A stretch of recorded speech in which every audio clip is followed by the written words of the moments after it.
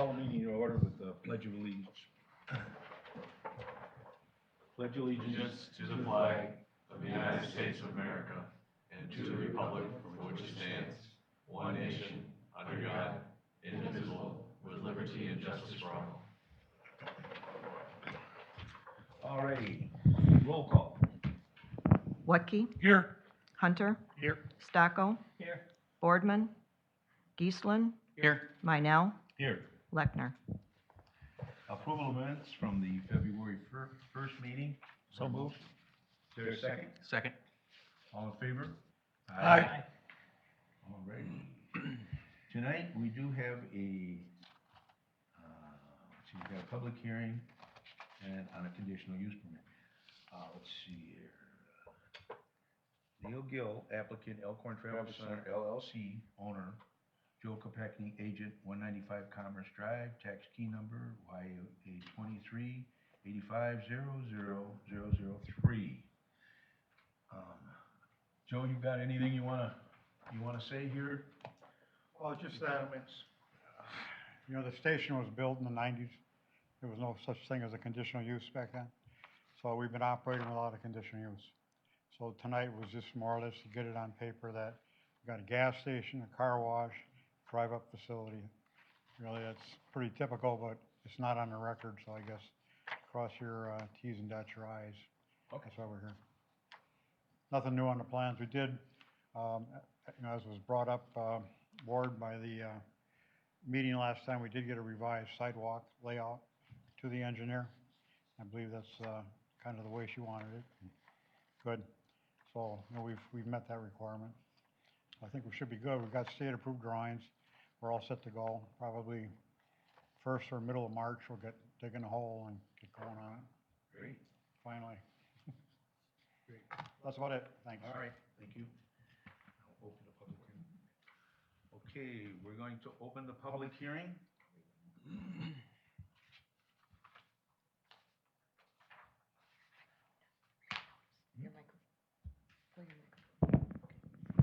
Get you all straightened out here. Notice is hereby giving that a public hearing will be held before the Planning Commission, the City of Elkhorn, February 15th, 2024 at 6 p.m.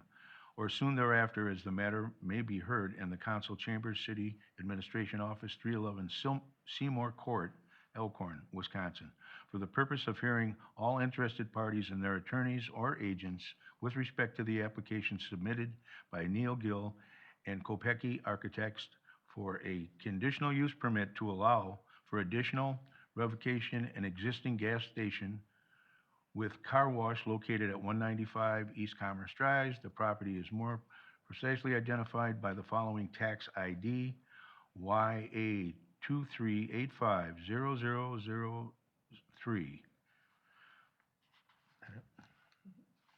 Okay. Is there anybody here interested in talking? Is there anybody here interested in talking about this matter? For the third and final time, is there anybody here interested for this matter? Close the public hearing. Okay. I would, Allison, do you have any input here? I don't have too much more to add other than that. Yes, this is more of a cleanup here. There's no conditional use on file. Per the zoning district that they're located in, a car wash, gas station, convenience store does require a conditional use. So the applicant was willing to proceed with that since they are doing extensive renovations on site. So I recommended approval. Thank you. Any questions, board members?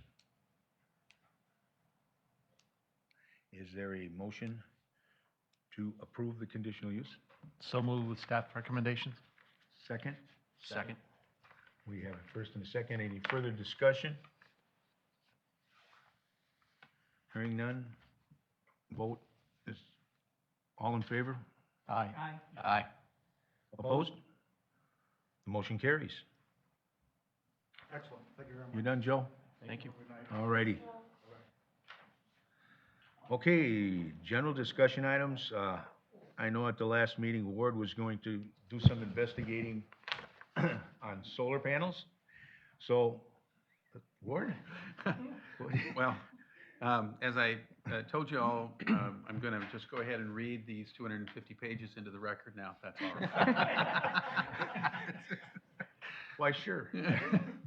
As I've said to you before, and I think if you read even portions of what was provided, the city is pretty limited in what we can do to limit solar construction. And I think the municipality article that's at the very front of the packet, as I was discussing with Adam a little earlier, really, we can put a permit process in place, but they can construct a solar panel setup even without said permit. So can the city of Elkhorn in any way regulate things that create a safety hazard? Yes, we can certainly do that. Can we do things that prevent, for example, vision issues around a corner, or something that is constructed in a shoddy way so it's likely to topple over, harm somebody? Yes, we can do that. But pretty much other than that, I think you're pretty limited. So if there's any questions, I'll answer them. Did it mention anything about, once it's hooked?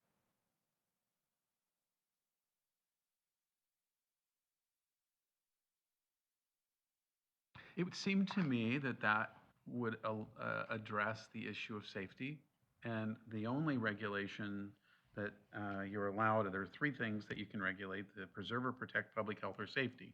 And that would fall under that category. So certainly, in order to install solar panels, you have to be licensed and certified that you have that qualification. And much like if you had an electrician to your house because you wanted them to repair something and they saw something was unsafe, they would be required to red tag it and then make the full repair, even the one that you didn't ask them to, before they could do anything, and they'd have to inform the authorities. I think the same situation would apply here. Allison, do you have any? Yeah, sorry for all the reading material. I hope that you guys stayed busy. I, put in, all of the ordinances that I could find that have been enacted in the state of Wisconsin. So I think the closest one actually is the Village of Yorkville, and their solar ordinance is quite recent. I think it was just put into place maybe in the last year. There's not too many out there. As Ward stated, it is somewhat restrictive to what we can do with it because of the state statute. However, there are certain items that, we could enforce. But right now, just to give you a good understanding of what we're doing without a solar ordinance, is if we do have an applicant who comes into the city at this point and wants to install, a small residential solar panel for their home, we are allowing that. We're just treating it as an accessory use. So they have to still adhere to our accessory use provisions and requirements, such as only being placed in the rear yard. It has to be 5 feet away from the lot line, those sorts of things. They still have to come in for a zoning permit to make sure that the location is correct. And then they also need to still pull an electrical permit, I believe, from the building inspector. So at least he's inspecting the electrical to make sure that it's not hooked up in a janky way. So. Okay. Anybody else? Ward, I didn't cut you off there, did I? No, not at all. Okay, sure. Let me know when you want me to start reading. Next week. Well, I'm just glad we got some understanding, and that's all I ever wanted, it doesn't affect anybody else other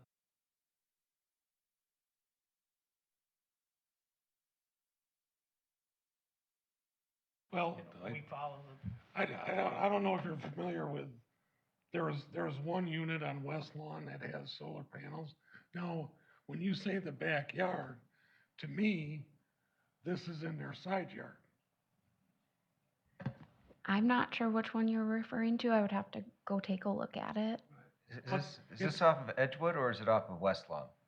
Edgewood, Edgewood. Edgewood and Highway H. Yeah, I could pull it up real quick. it's definitely on the side yard.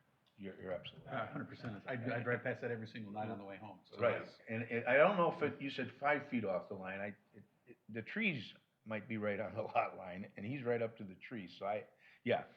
The city has believe it or not, a right-of-way that's supposed to be a walking path all along that until you get up to that corner. Right, they had gravel in there at one time. And they just let it go and not replace the gravel, so now it's kind of grown over in grass again. But I'm pretty sure that the right-of-way is pretty wide. It was wide, yeah, I remember when they put it in. Yep. This is the panel here. Yep, Um, there's the trees. Do you know how long it's been there? I'm gonna say a couple years. 2? Do you know? Connie issued the permit. Oh, There was it is, right there, approved? you can see it, yeah. That was a good picture you had there, He's going back. right there. Oh, yeah, there And it the is. street is right out, yeah, not that far away. Yes. And like Ward said, on the other side of those trees, there's supposed to be a sidewalk, or a right-of-way is what the city has there. Yeah, for some reason, they didn't want to put a sidewalk in there, and they just made a gravel path, which Right. I told them was going to turn into grass eventually. It did. And it did. Yeah, just from looking at this aerial, I don't think that, because I mean, it is quite a ways off But it's definitely not in the backyard. it's definitely not in the backyard. I just don't know that it's, I don't know if they have really a back, Yeah, it don't look like there's much room. let's see. Well, 'Cause this is their neighbor's pool. Maybe this is, I don't, that's the earth home right there, I think. Is that a No, fence that's in the not- back there, no. Matt? Could they argue that that's just, try something else. But I wonder if they ever even came in for a permit for that. I'd say it's at least 2 years, maybe? Yeah, they didn't originally. They didn't originally. No, it was installed without a permit. It was. And then they came in for a And they permit came after in the and then fact? got a permit when the electric department came upon it. Okay, and it sounds like my predecessor issued the permit. I would have to do some research as to the justification for why, but it was issued. This is the path you're referring to, Ward, it looks like Yep. here. Yeah. And then, they really don't have, I mean, they've got a little bit of a backyard, but certainly not enough room to put the panels that they put in the side yard. So you can see the lot lines. The reason I want to pull up this, one view site from Walworth County is that it shows that lot line there, that rear lot line. So you're saying, Allison, side yard would not be permitted now? Or No, would? just rear yard, Okay. just like we don't allow the sheds to be built in the side yards, we wouldn't allow a solar panel to be either. Well, that's What why I they, did like is underneath, so the grass.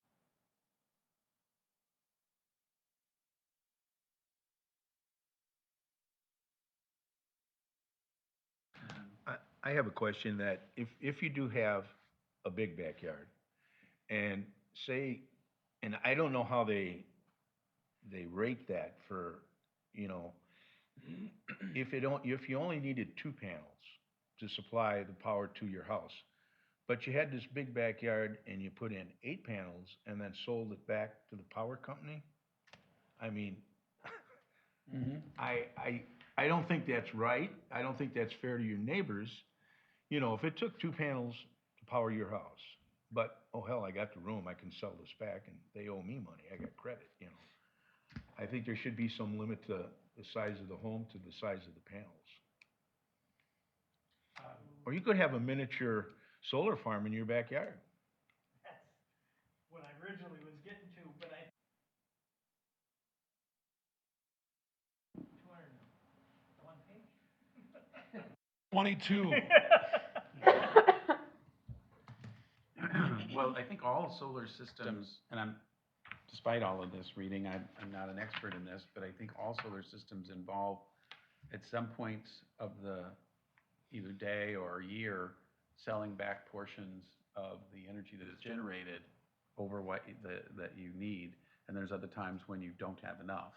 So that's why the systems are not normally standalone systems, but they're ancillary to another system that you have got.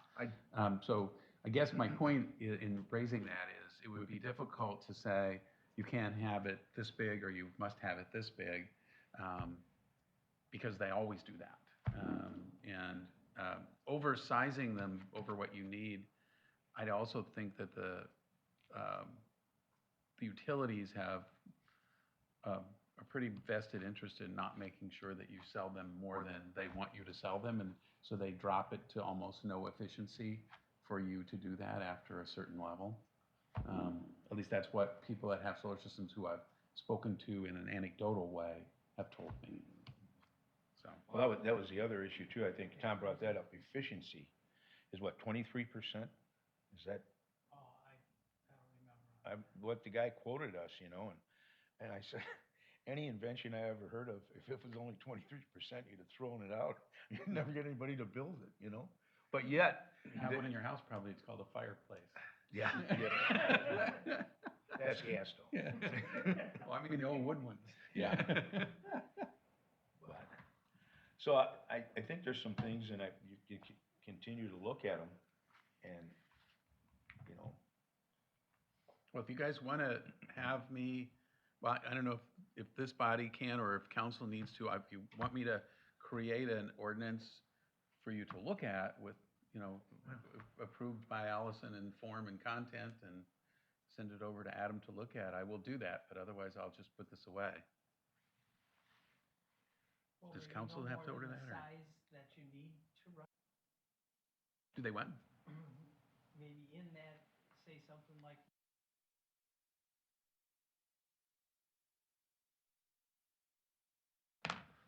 run your house, whatever, would that violate anything? Any regulation cannot significantly increase system cost or decrease efficiency of solar, and it must allow for an alternative system of comparable cost and efficiency.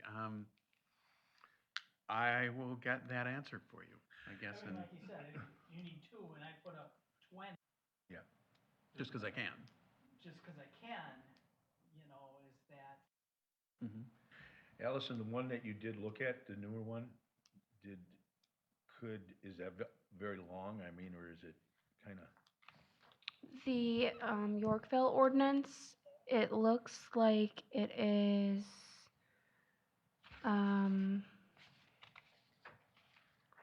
let's see, it's about 14 pages, 15 pages. And it was just enacted in 2023. And this ordinance for the Village of Yorkville, I actually received this copy from Elaine Ekus and Tim Pruitt, the special counsel that we've been using for some zoning related issues, and they wrote this ordinance. So that's where this came from. I just touched base with them to see if they've done anything, and this was the one that they've done. They said that they've had other interaction with solar, but at like a county level, not a municipality level. So, I think we run into problems with treating this differently than gas or water. Why do you have a 3-inch line when you only need a 1-inch line? Why can't I've got a city water, but I also want to put in a well. Or I have well water and I produce more than I can use. Now you're going to say I can't produce more water than I use because I'm doing my yard. You'd be restricted if I lived in an area where we went from our wells, right to a water system, Geneva Township. And you could keep your well, but you could only use it to wash your car, water your garden. You couldn't use it back in the house. So there's quite a few restrictions on, yes. in that way. I know The that. analogy You is, have to use Not here. the city water first. Right. You have to be And- connected, and that has to be your main supply. And then they come and test it. Yes. I believe it's every year. They have to send somebody out and you have to pay for that. You can't take the test yourself like it used to be. So, you guys are all familiar with Green Acres subdivision, right? right. So Green Acres, when they came into the city, they all had wells. And normally when you come into the city, you have to abandon your wells and go on the city system, but they allowed Green Acres subdivision to maintain their wells. But they would only be able to use it for like yards and gardening and that kind of thing. They couldn't use it for inside the house. They all had to hook up to the city system and could just keep their wells as a separate system. The problem with comparing the two, to making an analogy of it, is wells don't have that kind of protection like the legislature has given to solars to keep us from doing the things that we would otherwise do. And I'm curious, Allison, is the Yorkville one been challenged at all? No, it has not been challenged at all yet. And I think they primarily enacted this ordinance to protect some of their ag land because Yorkville is primarily agricultural land.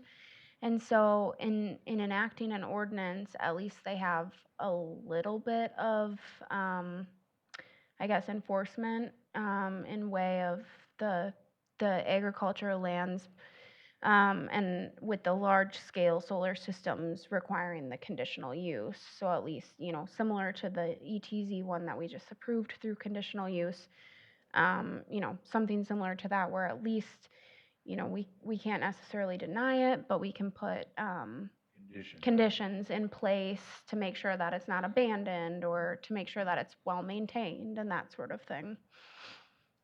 Allison, am I correct in assuming if we keep it as a structure in our backyard, we're limited to the size of that structure in comparison to the acreage that we have? I would say so, but right now, because our accessory code and our zoning ordinance doesn't explicitly include solar panels, my assumption is that I could be challenged on that at some point. I could probably tell someone, there's a size requirement on this, and they could say, okay, show me the code, and it's not going to be there. I'm treating it as an accessory use, but our code doesn't explicitly call it an accessory use. Would it meet the definition of structure? I mean, I would think it would. Yeah, Because it's I up and would off think the ground. so, right. So accessory structures have to meet all setbacks and requirements for zoning and height requirements. Right. So that's kind of how I'm treating it now. And then the house-mounted solar is kind of a gray area because we don't have anything written in our code. So that one's a little trickier. I think some, before my time, like right before I started, I think some solar was approved on one of the downtown bank roofs or somewhere downtown. And one of the conditions of their approval was just that the panels on the roof should not be visible. So it's there, but you probably don't even see it. And that, I'm certain that would be unenforceable. Yeah. So If it was visible, we couldn't do anything about it at this point in time. Yeah. Based on these statutes. Right. They were agreeable to it, but like I said, it could have been challenged. So if somebody wanted to put solar panels on top of their garage, which is limited to 15 feet to the peak, they could go as higher than 15 feet at this point. I think they would be subject to the height requirement. Yeah, I would enforce the height requirement. I don't know if I would get challenged on that, but I would try and enforce it right now. I mean, if it's an accessory structure, the accessory structure is referenced in the municipal code, and accessory structures have to meet all setbacks and height and all that. So because it's solar and it has these additional protections, she might be subject to a challenge on that, but that she wouldn't otherwise even have to be concerned with. But right now, my position would be that they would, that is consistent with the municipality's right to police things, is, keeping those setbacks. It'd be really surprised if a court overturned a setback requirement. Because there's so many safety things that are involved in setback requirements, not just aesthetics. Right. Yeah, in looking at this one too from Yorkville, it looks like it's, it talks about things like if there's a glare in someone's window that, you can't cause something like that, like a reflective panel. Right. So it's not really, it doesn't seem like it's really restrictive. It's just providing some guidelines for where you could install them. So that they don't become a nuisance. Yeah, which is similar to what you're saying, the accessory structure limitations. It actually mentions that here. It says ground-mounted systems shall not count towards accessory structure limitations. So that's the opposite of what we're yeah doing here, but yeah. What's the wishes? Do we want Ward and Allison to look at it further for a possible ordinance? Panel? I mean, I would rather us be in front of the curve than behind the curve, but if it's not that big of a problem, you know, I wouldn't say it's urgent at this point.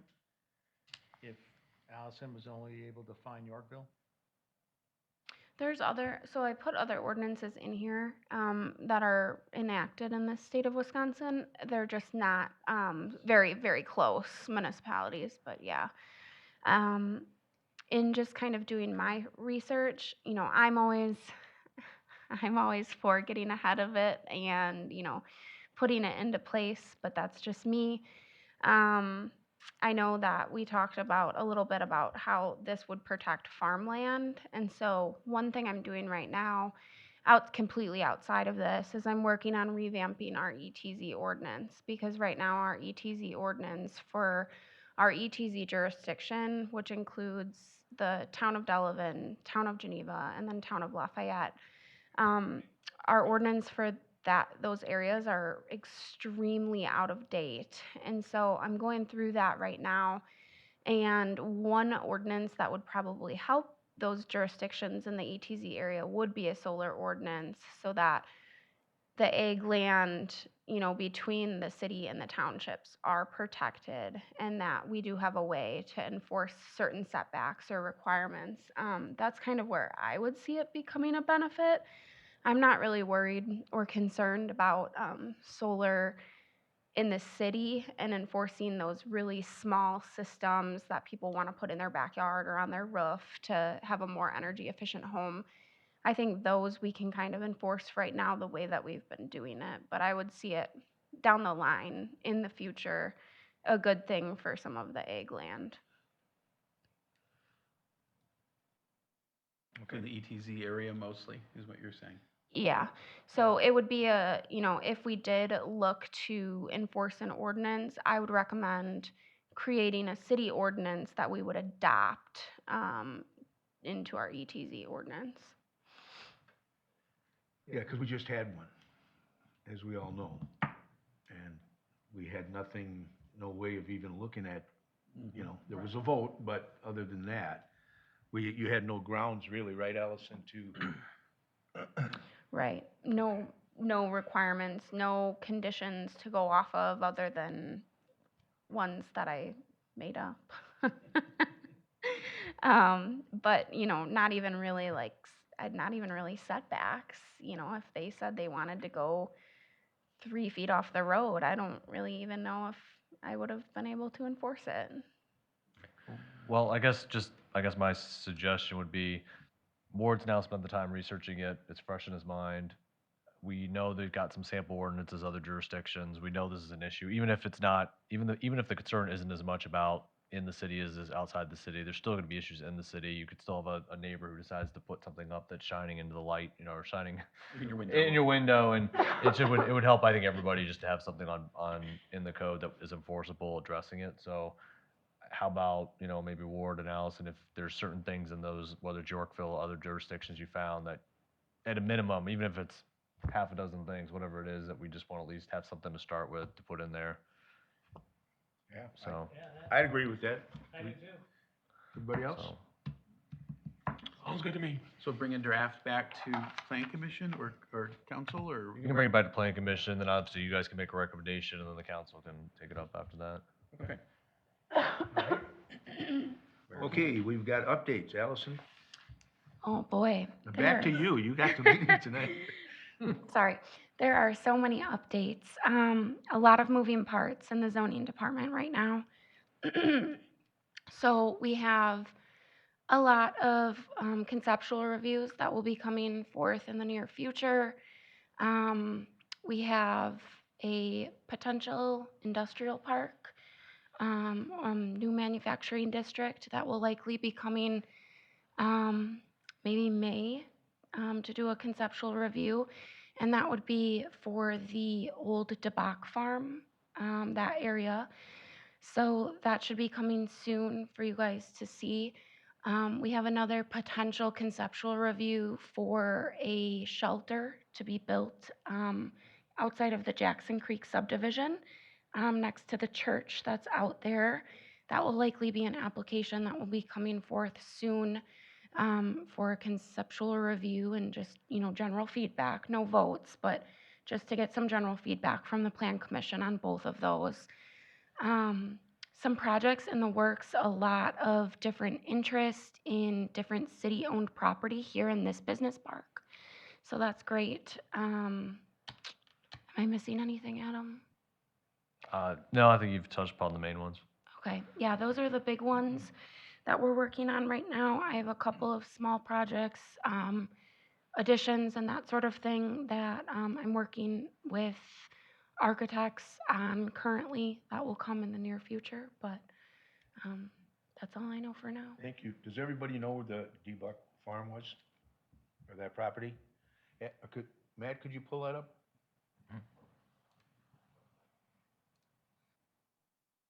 We are also, as a side note, working on a lot of zoning enforcement right now. Between Afton and myself, we've noticed a lot of violations as of recently in the city that we're trying to work through. One of them being Cunis. We're working on their parking issues right down the road here. We also are working on some enforcement within the Twin Oaks Trailer Park and a couple of other properties that have illegal outdoor storage and things of that nature, so. Well, good. That's good. Feather signs? Always feather signs.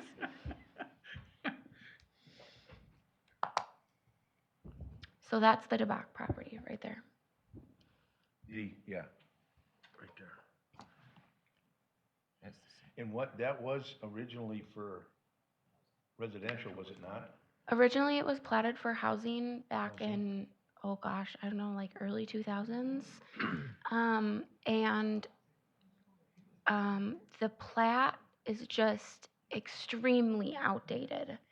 At this point, it's not something that would work in the city. It's not feasible.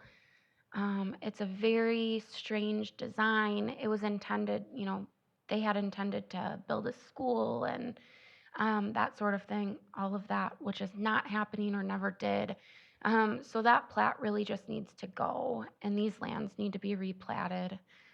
With it already backing an industrial park, it's a pretty good location to expand an industrial park and open up some space for some more valuable businesses to come into Elkhorn.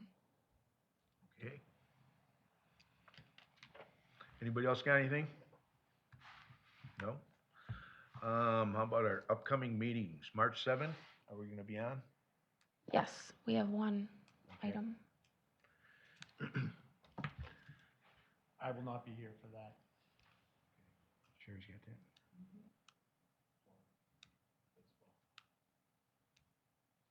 That's when you're on your spring break, ain't it? Yeah. Is there anything else? If not, a motion to adjourn? Motion to adjourn. Second. Motion and a second, all in favor? Aye. Thank you.